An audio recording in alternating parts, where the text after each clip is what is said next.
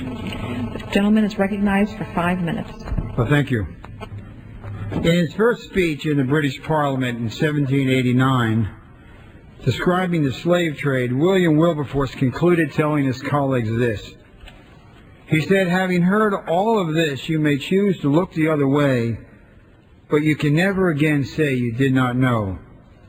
Not one member of the 110th Congress can say they do not know about the nation's long-term financial outlook, which former Comptroller General David Walker said will result in a tsunami of spending and debt that could swamp our ship of state.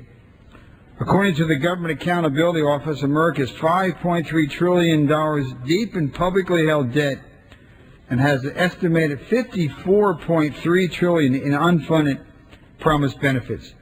If we don't change our current course, and that is trillions with a T. The Social Security Medicare Trustees report recently issued only reinforces the dire condition of our fiscal health.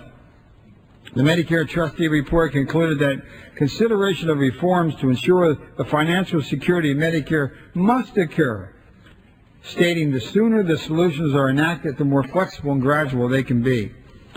The Social Security report echoes this sense of urgency, saying the projected trust fund deficit should be addressed in a timely manner. Making adjustments sooner will allow them to be spread over more generations. And if those dire projections are not enough to raise the warning flags, couple those with the fact that the value of the dollar is falling through the floor. What more evidence do we need to realize that our children and grandchildren cannot afford to have their leaders choose to look the other way? I was so disappointed that Treasury Secretary Paulson's focus is not on this issue. I told him today when he testified before the State and Foreign Operations Appropriations Subcommittee that I believe he is one of the most qualified Treasury Secretaries our nation has had. He has a brilliant mind, but his attention isn't on the most fundamental of all issues, the economic future of America. I was also disappointed that he didn't answer my question about the projections credible rating agencies such as Moody's Investment Service are making about the USA AAA bond rating being at risk as early as the year 2012. I also asked Secretary Paulson what the ramifications of this loss would be. He didn't answer that question either. Just last week, Congressman Jim Cooper and I sat in on a roundtable discussion held by Maya McGinnis in the Committee for a Responsible Federal Budget, and they've done a great job. It was such a diverse group from the business, finance, and policy communities, former CBO directors, former OMB directors, think tanks, political views across the spectrum, the Heritage Foundation, and the Brookings Institution included. Almost everyone expressed concern about the entitlement crisis we're facing. This is not only an economic issue, it is also generational and a moral issue. You may have read Pete Peterson's editorial in Newsweek this week. He ends by quoting Dietrich Bonhoeffer, the German pastor who was instrumental in the resistance movement against fascist Germany. He said, quote, "The ultimate test of a moral society is the kind of world it leads to its children."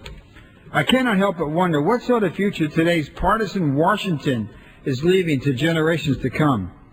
If we can come together, both sides of the aisle, we can assure that our children and our grandchildren have all the opportunity that you and I have had. Jim Cooper and I are working together on the Cooper-Wolf Safe Commission with over 80 bipartisan co-sponsors. If anyone has another viable plan to address our entitlement tsunami, we're anxious to hear it. But we cannot continue the status quo. Doing nothing is not acceptable. Wilberforce's admonition rings as true today as it did in 1789. Having heard all this, you may choose to look the other way, but you can never again say that you do not know. We know, and it's on our watch. Let's fix it. I yield back to you.